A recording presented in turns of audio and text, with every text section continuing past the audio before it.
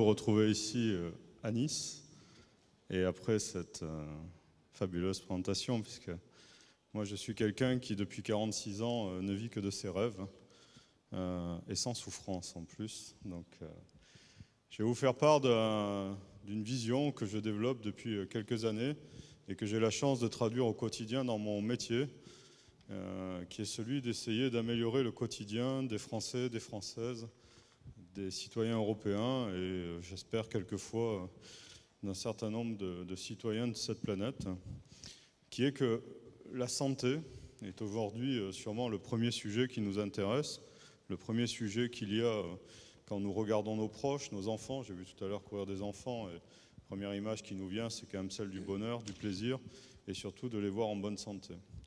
Et en 2013, je fais toujours le même constat que quand j'ai commencé ma carrière d'ingénieur, c'est qu'il y a une profonde inégalité. Le vrai sujet de la santé aujourd'hui, c'est celui de la perte de chance.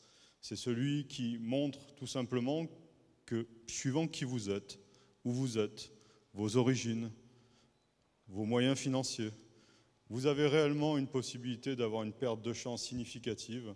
Certaines études ont montré que cette perte de chance pouvait aller de plusieurs années et pouvait être évaluée de façon aussi significative que le fait de fumer ou de ne pas fumer. Alors en 2013, aujourd'hui, le message que je vais vous faire passer, le rêve qui est le mien, c'est celui d'essayer d'éviter ce qui est évitable. Parce que la santé, c'est avant tout une juste compréhension de ce que l'on est, de ce que sont les autres, de ce que nous sommes. Et je vous invite vraiment à vous regarder, à regarder aussi autour de vous, et puis de vous rendre compte que nous sommes en train parfois d'ignorer ce que malheureusement nous allons devoir subir par des fois des méconnaissances assez importantes. Et je prendrai un sujet majeur qui est à la fois une chance économique pour notre pays, pour l'Europe, et à la fois un défi majeur à relever au plan de la culture et au plan de l'équilibre, je dirais, démocratique de cette zone européenne, qui est de pouvoir conquérir l'âge. Alors en 2013, nous sommes dans un pays où 15 millions de personnes ont plus de 60 ans. Elles ne sont pas vieilles.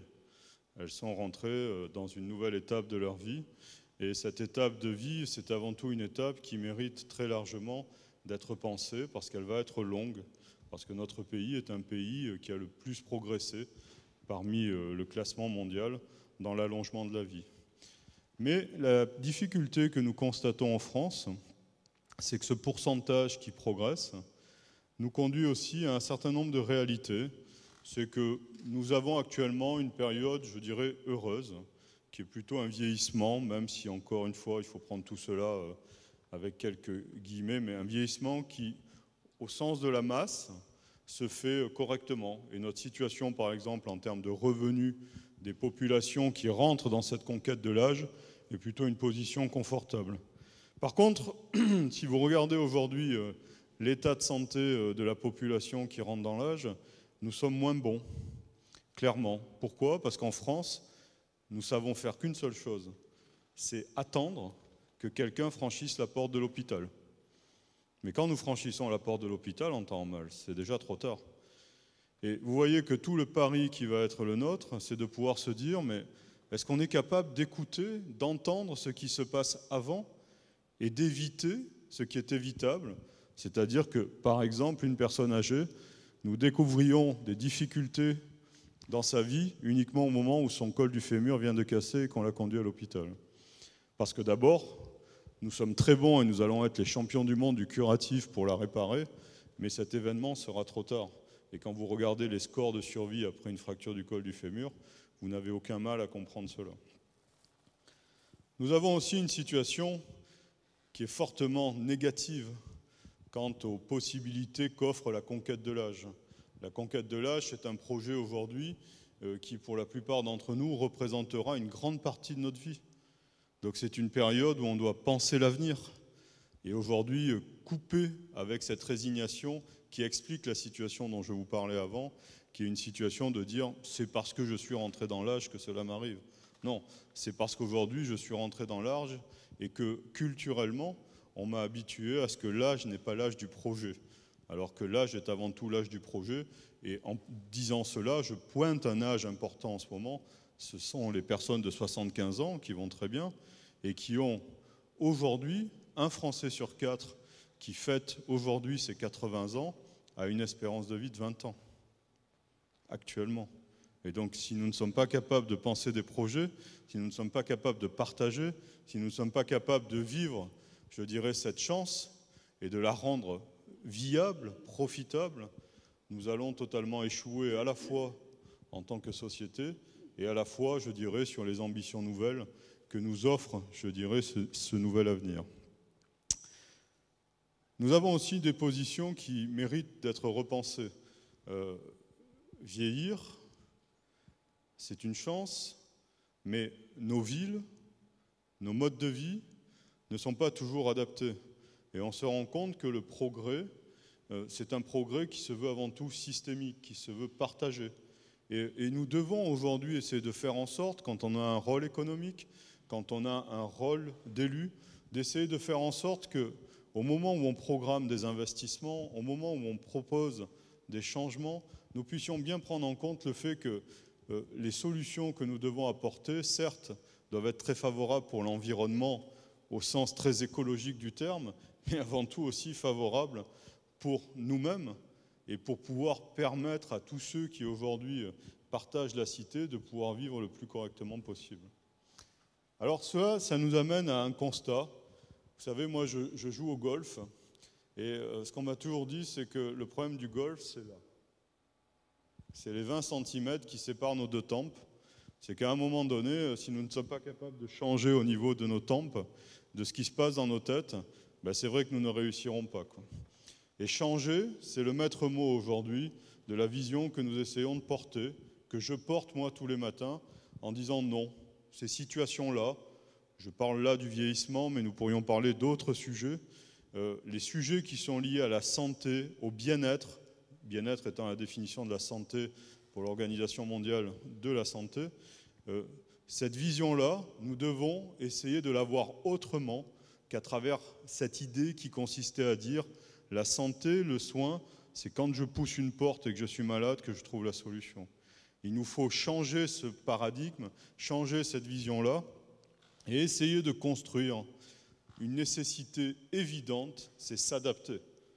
Nous devons nous adapter à la réalité que, premièrement, nous ne trouverons pas toujours quelqu'un derrière une porte, et deuxièmement, grâce à un environnement qui s'est largement enrichi, nous devons nous éduquer, nous devons modifier nos comportements, nous devons rentrer dans une entraide nouvelle, source d'une économie nouvelle, largement voulue par une relation humaine étendue grâce aux moyens technologiques sûrement, mais permettant de favoriser à la fois un cadre de vie et essayer de faire en sorte que nous soyons présents au moment où va se dessiner une perte de chance, et pas après, même si nous sommes très bons encore aujourd'hui pour réparer la perte de chance, parce que bien souvent cette perte de chance amène à des situations qui sont définitives.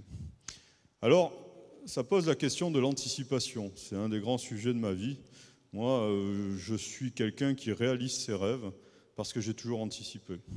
Peut-être à tort, puisque par moments, ça coupe un peu de la gestion du présent et du plaisir présent.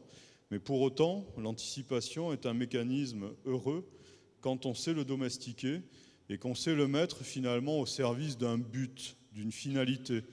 Et quand vous regarderez autour de vous vos parents, vos enfants, vous vous rendrez compte qu'une dose d'anticipation, c'est bien souvent la réponse et la construction de ces solutions d'avenir qui doivent nous permettre de penser là et aujourd'hui, au présent, un présent futur, comme nous savons faire aujourd'hui avec plaisir, le fait de penser au présent, ce que nous avons vécu hier, et d'en profiter totalement. Mais dans ce champ de la santé, l'anticipation et l'anticipation à 75 ans, à 80 ans, c'est une vraie culture nouvelle à essayer de développer, quoi. Alors, pourquoi essayer d'anticiper ? Je vous le redis, pour éviter l'évitable. Aujourd'hui, nous avons tous un patrimoine génétique qui nous conduira, pour un certain nombre d'entre nous, vers la maladie. Mais la première cause aujourd'hui de difficulté quand on rentre dans l'âge, c'est vraiment d'avoir cette connaissance, cette éducation pour éviter ce qui est évitable. Vous n'imaginez pas, nous entendons parler au quotidien de grands sujets qui aujourd'hui ont blessé des milliers de personnes, voire des centaines de milliers avec le nombre des années que sont la sécurité routière. Mais chaque année, en France, 10 000 personnes âgées décèdent d'accidents domestiques. Pourquoi ? Parce que nous n'avons pas su anticiper un certain nombre de situations liées à la volonté toute simple de vouloir continuer à vivre chez soi. 10 000 personnes. Regardez aujourd'hui l'énergie, puisque hier nous lancions les nouveaux radars. Regardez l'énergie que nous sommes capables de mettre sur des sujets où il y avait trop de victimes. Et il y a encore trop de victimes sur la route. Mais 10 000 personnes aujourd'hui décèdent simplement parce qu'elles ont envie de continuer à vivre le plus longtemps possible chez elles. Et donc nous devons en faire cette cause parce que ces décès-là sont largement évitables. Et donc ce sujet-là, c'est un sujet qui vise un changement culturel et finalement l'adoption de nouveaux modes de vie. Donc la France aujourd'hui est dans cette situation, l'Europe aussi. Et quand nous voyons la France, c'est un pays où nous vivons longtemps, mais nous sommes 19e au plan mondial, avec des pays que nous avons largement stigmatisés sur la santé, comme les États-Unis, qui eux sont 8e. On vieillit mieux aux États-Unis que ce qu'on vieillit en France. Alors, moi, ce qui m'intéresse, c'est que j'étais venu avec ça. Vous voyez, dans nos vies quotidiennes, on voit apparaître des objets très simples, des objets grand public, qui vont pouvoir permettre de pouvoir simplement nous amener à être plus à l'écoute de nous-mêmes. Nous n'avons pas besoin de ces objets, et ce que vous avez évoqué tout à l'heure le démontre très largement, mais par ailleurs, sur un certain nombre de sujets qui intéressent la santé, il faut pouvoir populariser l'idée de pouvoir mieux s'écouter. Cet objet qui, quand il est sorti il y a 5 ans, était un objet d'un laboratoire de recherche, c'était une promesse à 1 500 €. Aujourd'hui, c'est une promesse que l'on trouve à 40 €. Demain, ça sera une promesse que l'on trouvera à quelques centimes ou quelques euros. Cet objet, c'est le moyen de pouvoir contrôler au plan mondial toutes les difficultés qui sont le marqueur d'un vieillissement raté. Le gold standard, le meilleur moyen d'écouter très précocement qu'une personne va aller mal, c'est sa vitesse de marche. Sa vitesse de marche. Vous voyez que si nous voulons révolutionner et gagner sur l'âge, sur le bien-être, et essayer d'intervenir avant même que des difficultés fatales apparaissent, il nous faut simplement écouter la vitesse de marche. Et à partir de là, entre autres, il nous sera largement possible d'intervenir précocement et de faire en sorte d'éviter qu'une personne bascule dans des situations beaucoup plus difficiles de dépendance, et au contraire que nous puissions la ramener dans une catégorie de personnes où penser un projet pour l'avenir demeure possible. Alors, les technologies de l'information et de la communication sont une chance. Dans la santé, elles ne font pas plus que ce qu'elles font dans d'autres secteurs. Elles permettent de refonder l'observation et de favoriser la relation. Écouter, intervenir, ce sont des sujets importants. Par contre, nous avons 20 millions d'emplois en Europe dans ce secteur-là. Et aujourd'hui, un des premiers freins, puisque la société est en train d'adopter très facilement ces évolutions, un des premiers freins, c'est la transformation des pratiques professionnelles, la transformation des métiers. Faire en sorte que moi, médecin, moi, kinésithérapeute, je puisse avoir entre 2 périodes de temps où je fréquente, où je vois un patient, la possibilité de bien comprendre ce qui se joue derrière ces 2 périodes de temps. Et quand vous voyez la difficulté qu'il y a d'accéder au système de soins, tout ce qui participera à pouvoir mieux écouter, faciliter l'intervention, sans qu'il y ait besoin d'attendre que l'on franchisse la porte de l'hôpital, sera un gain remarquable. Alors, nous sommes en France, et la France, vous savez, moi j'aime à dire souvent aux ministres avec qui je travaille actuellement, la France, ce n'est pas un pays unique, ce sont les France. Mais par moments, ça devient un petit peu difficile, les France. Vous avez les France des pôles de compétitivité, vous avez les France des départements, vous avez les France des entreprises, vous avez les France des métiers. Et l'enjeu pour nous, qui voulons aujourd'hui progresser de cette 19e place au plan mondial pour arriver dans les tout premiers, la Suède est le premier pays où on vieillit bien aujourd'hui, c'est de faire en sorte que ces France s'additionnent. La France, oui, est un pays qui assez naturellement est un pays de division. Et quand nous voulons progresser, quand nous voulons aller ensemble vers un but, nous avons réellement une chance d'y parvenir et surtout d'en faire une conquête qui sera marquée par un résultat. Et donc, tout le rôle que nous avons aujourd'hui, mais que vous avez, parce que finalement, en tant qu'acteur économique, en tant que personne qui finalement accepte de regarder un petit peu les choses autrement, d'essayer de changer de point de vue, c'est d'essayer de faire en sorte que nous puissions, à travers des tas de domaines, essayer de rassembler nos forces pour gagner ce pari et cette conquête économique de la qualité de vie, de l'âge, du bien-être, et encore une fois, de devenir un pays exemplaire sur le fait que nous pourrons dire dans quelques années, nous avons su éviter ce qui était largement évitable. Alors, nous rassembler, c'est un sujet évident. Animer ce sujet, le plaisir de vous retrouver ce samedi matin, c'est d'essayer de partager cela qui est forcément au cœur de vos préoccupations, soit vis-à-vis de vos enfants, soit vis-à-vis de vos parents.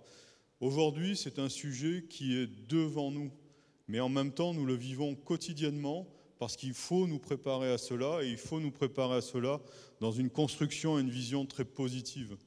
Aujourd'hui, pour la plupart des personnes qui vieillissent, c'est un vieillissement heureux, c'est un vieillissement complet, c'est un vieillissement réussi. La part de la dépendance, par exemple en France, dans la population qui rentre dans l'âge, c'est 7%. Donc le vieillissement aujourd'hui est une opportunité, comme rarement une opportunité nous a été donnée pour essayer de métamorphoser notre pays, quoi. Cette ambition, il nous faut la partager avec l'Europe. Là aussi, nous avons souvent tendance à vouloir régler nos problèmes entre nous, mais il faut comprendre que cette culture nouvelle, cette ambition de durabilité humaine, c'est une ambition qui doit aujourd'hui trouver sa place dans le concert qui est celui que nous partageons au plan européen.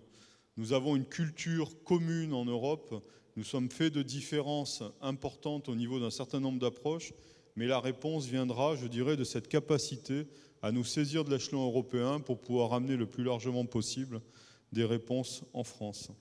Alors, je vous invite à y réfléchir, mais l'action que nous devons conduire entre nous, c'est quelque chose qui nous amène à des décisions. Vous avez vu tout à l'heure le volontarisme du bonheur. Je pense que c'est une première décision importante. Nous ne sommes pas dans des situations inéluctables. Nous sommes dans des situations où il nous faut décider de vouloir aller, je dirais, réellement vers un mieux. Il nous faut aussi pouvoir négocier. Nous sommes une société qui a largement perdu, me semble-t-il, sur la puissance démocratique, la puissance du partage. Que voulons-nous ?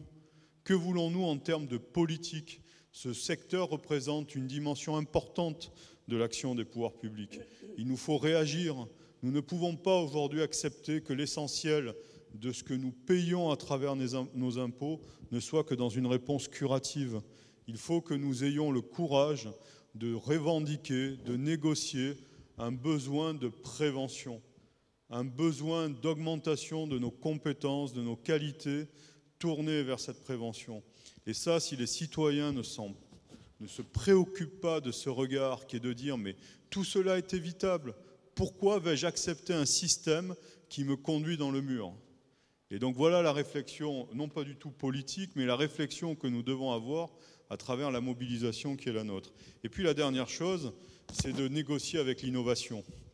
L'innovation s'impose à nous, c'est un acte de consommation, nous sommes au rendez-vous, les Français sont au rendez-vous, ce peuple qui a 10 ans était critiqué en disant « mais vous êtes très loin, vous ne connaissez pas l'ordinateur », nous avons largement rattrapé, je dirais, ce retard qui était attaché donc à notre nationalité. Eh bien, négocions avec l'innovation, favorisons une innovation qui nous permette de construire cet nouvel équilibre au plan sociétal qui est de pouvoir vieillir bien et préparer ce vieillissement à tous les âges de la vie. Alors pour terminer mon propos, puisqu'il me reste 20 secondes, 2030, c'est quelque chose que nous allons cibler. Nous avons aujourd'hui une politique tournée vers l'innovation dans une période de crise. Moi, j'aime pas parler de la crise. Moi, je vous dis surtout qu'il y a une crise, il y a des gens qui souffrent. Mais surtout, nous nous refusons à une métamorphose. Et moi, ce que je vous propose ce matin, c'est que nous rentrions ensemble dans cette métamorphose. Parce que ce qui est le plus dur aujourd'hui dans notre pays, c'est le changement. Le changement maintenant, le changement c'est maintenant, c'était sûrement un super slogan. Mais j'étais là, il y a 15 jours avec Eric Orsena qui nous a donné un très beau livre. Et ce livre, c'était La fabrique des mots. Et je l'invitais à ce que nous lancions un nouveau livre ensemble qui était La fabrique du changement. Et la fabrique du changement, c'est là et aujourd'hui, c'est là et maintenant. Et nous avons besoin, déjà à notre petit niveau, d'envisager ce changement qui est que l'âge, le progrès de notre société passera par un juste emboîtement de nos efforts individuels tournés vers un but collectif qui est de mieux vivre ensemble et d'accepter finalement cet allongement de la vie comme une chance remarquable pour pouvoir réussir la métamorphose de notre société. Merci.